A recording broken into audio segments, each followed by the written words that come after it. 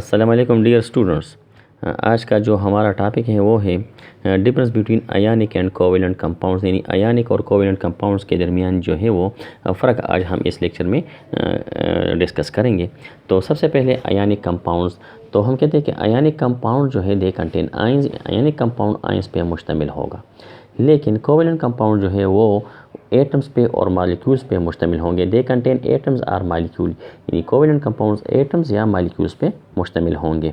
इसके अलावा अयानिक कंपाउंड जो है वो रूम टेम्परेचर पे हम कहते हैं कि सॉलिड में मौजूद होते हैं। They are solid at room temperature, यानी अयानिक कंपाउंड्स में लिक्विड और गैसियस स्टेट जो है वो मौजूद नहीं होगी।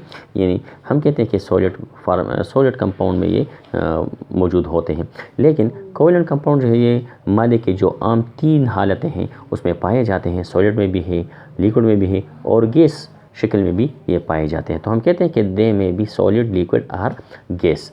अब ionic compounds they are hard and brittle, ये सख्त होते हैं और जब ये टूट जाते हैं तो बहुत ज़्यादा टुकड़ों में मुंतशिर होते हैं।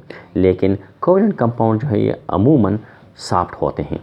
ज़्यादातर कोवेलेंट कंपाउंड जो है वो सॉफ्ट होते हैं, यानी हार्ड नहीं होते। अब इसकी अगर सॉल्युबिलिटी की बात करते हैं तो they are soluble in polar solvent like water, यानी अयानिक कंपाउंड जितने भी अयानिक कंपाउंड्स होते हैं तो हम कहते हैं कि ये आयन से मिलकर बनते हैं, यानी पॉजिटिव आयंस और नेगेटिव आयंस। तो इसीलिए ये पानी में हल होते हैं, क्योंकि पानी जो है ये पोलर सॉल्वेंट्स हैं। तो पोलर सॉल्वेंट में हम कहते हैं पोलर सॉल्वेंट में पोलर सॉल्यूट जो है वो हल होगा, जिसको हम कहते हैं कि लाइक डिजॉल्व्स लाइक। इसके अलावा अगर कोवेलेंट कंपाउंड जो है अगर वो पोलर हो, बाज़ कंपाउंड कोवेलेंट कंपाउंड के पोलर हो सकते हैं। तो अगर कोई कंपाउंड पोलर हो तो वो हम कहते हैं कि पानी में हल होगा। लेकिन अगर बाज़ कंपाउंड इस तरह भी है कि वो नॉन पोलर होते हैं, तो नॉन पोलर जब वो होंगे तो ये ऑर्गेनिक सॉल्वेंट में हल होंगे। फॉर एग्जांपल बेंजीन में हल होंगे, एसीटोन में हल होंगे, कार्बन डाइसल्फाइड में हल होंगे, इसके अलावा कार्बन टेट्राक्लोराइड में हल होंगे। तो अगर पोलर होंगे तो पानी में हल होंगे, लेकिन अगर नॉन पोलर होगा तो हम कहते हैं कि नॉन पोलर सॉल्वेंट में फिर उसको वो हल होते हैं। अब they have high melting and boiling point, अयानिक compound जितने भी हैं उसकी मेल्टिंग पॉइंट और बॉइलिंग पॉइंट ज़्यादा होती है, क्योंकि ये आयंस पे मुश्तमिल होते हैं और सॉलिड होते हैं, तो इसकी मेल्टिंग और बॉइलिंग पॉइंट जो है वो ज़्यादा होती है। लेकिन अगर हम कोवेलेंट कंपाउंड्स की तरफ देखते हैं तो कोवेलेंट कंपाउंड्स के मेल्टिंग पॉइंट और बॉइलिंग पॉइंट जो है वो कम होती है। लो टेम्परेचर पे ये जल्दी मेल्ट भी होते हैं और बॉयल भी होते हैं, लेकिन ये ज़्यादा टेम्परेचर पे जो है वो मेल्ट भी होते हैं और बॉयल भी होते हैं। अब कंडक्टर की अगर हम बात करते हैं तो अयानिक कंपाउंड जो है वो अगर सॉलिड में हो तो वो तो गुड कंडक्टर नहीं होता, बिजली की अच्छी मूसल नहीं होता। लेकिन अगर हम कहते हैं कि मोल्टन स्टेट में ये हो या सोल्यूशन फॉर्म में हो तो इसके आयंस जो है वो फ्री हो जाते हैं, और फ्री आयंस जो है वो गुड कंडक्टर ऑफ इलेक्ट्रिसिटी होते हैं। तो ionic compounds are good conductor in molten और सोल्यूशन फॉर्म, यानी सोल्यूशन फॉर्म में ये गुड कंडक्टर होते हैं। और हम कहते हैं कि कोवेलेंट कंपाउंड जो है वो हम कहते हैं कि ये बेड कंडक्टर अगर वो मोल्टन स्टेट में हो या सोल्यूशन फॉर्म में हो तो वो बेड कंडक्टर जो है वो होते हैं। ठीक, अब अयानिक कंपाउंड जो है ये नॉन डायरेक्शनल होते हैं।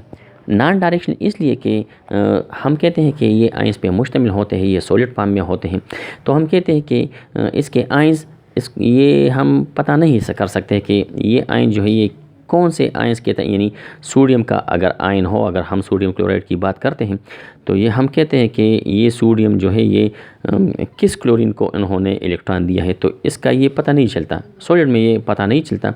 तो हम कहते हैं कि इसकी बॉन्ड जो है ये नॉन डायरेक्शनल होती है। लेकिन अगर कोवेलेंट कंपाउंड्स हम देख लें तो कोवेलेंट कंपाउंड्स में हम कहते हैं कोवेलेंट बॉन्ड होता है, और कोवेलेंट बॉन्ड जो है वो डायरेक्शनल, उसकी बॉन्ड जो है वो डायरेक्शनल होती है। अब रिएक्शन जो है अयानिक कंपाउंड जो है वो उसकी रिएक्शन जो है वो फास्ट होती है, बहुत ज़्यादा तेज़ रिएक्शन शो करते हैं, वो हम कहते हैं कि वो टाइम कम लेगा। लेकिन अगर हम कोवेलेंट कंपाउंड्स को देख लें तो उसकी रिएक्शन जो है वो स्लो होगी। इसकी रिएक्शन सबसे पहले उसके बॉन्ड टूटते हैं फिर वो रिएक्शन करते हैं। और अयानिक कंपाउंड की एक खासियत ये होती है कि अगर ये सोल्यूशन फॉर्म में हो तो ये पहले से आयंस में मौजूद होते हैं।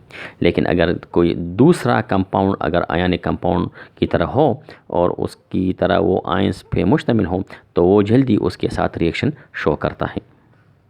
अब अगर हम इलेक्ट्रोनेगेटिविटी की बात करते हैं तो इलेक्ट्रोनेगेटिविटी डिफरेंस जो है आयनिक कंपाउंड की फॉर्मेशन में जब दो एटम जो है वो जब आयंस बनते हैं तो उसकी इलेक्ट्रोनेगेटिविटी डिफरेंस जो है दो एटम की वो 1.7 से ज़्यादा होगी।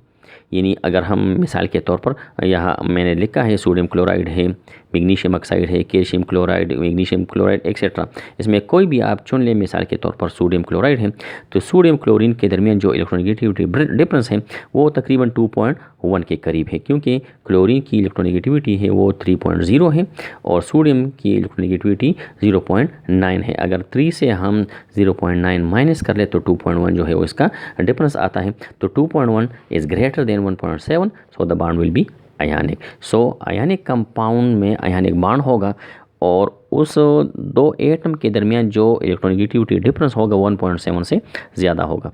लेकिन अगर हम कोवेलेंट कंपाउंड्स की तरफ देखते हैं तो कोवेलेंट कंपाउंड्स की जो इलेक्ट्रोनेगेटिविटी डिफरेंस है दो एटमों के दरमियान वो 1.7 से कम होगी। लिहाजा वो कंपाउंड जो है वो हम कहते हैं कि कोवेलेंट कंपाउंड होते हैं, आयनिक नहीं होते। बाज़ इसमें होते हैं कि आयनिक नेचर रखते हैं लेकिन कंपाउंड कोवेलेंट होते हैं। अब एग्जांपल में हमारे पास आयनिक कंपाउंड में सोडियम क्लोराइड है, मैग्नीशियम ऑक्साइड है, कैल्शियम क्लोराइड, मैग्नीशियम क्लोराइड, तो ये आयनिक कंपाउंड की मिसालें हैं। और कोवेलेंट कंपाउंड में हमारे पास मिसालें हैं वाटर है, कार्बन डाइऑक्साइड है, ग्लूकोज है, C6H12O6, C12H22O11 यानी सक्रोज भी है। तो ये हमारे पास जो है कोवेलेंट कंपाउंड्स और आयनिक कंपाउंड्स के कुछ खसूसियात भी थे। इसके अलावा आयनिक और कोवेलेंट कंपाउंड को हमने एक दूसरे के साथ उसका तकाबुली जायज़ा भी किया, दोनों में डिफरेंसेस भी बताई। उम्मीद है आपको ये वीडियो अच्छी लगी हो। अगर आपको ये वीडियो अच्छी लगी हो तो प्लीज़ हमारे इस वीडियो को लाइक दीजिएगा और चैनल को सब्सक्राइब कीजिए। शुक्रिया।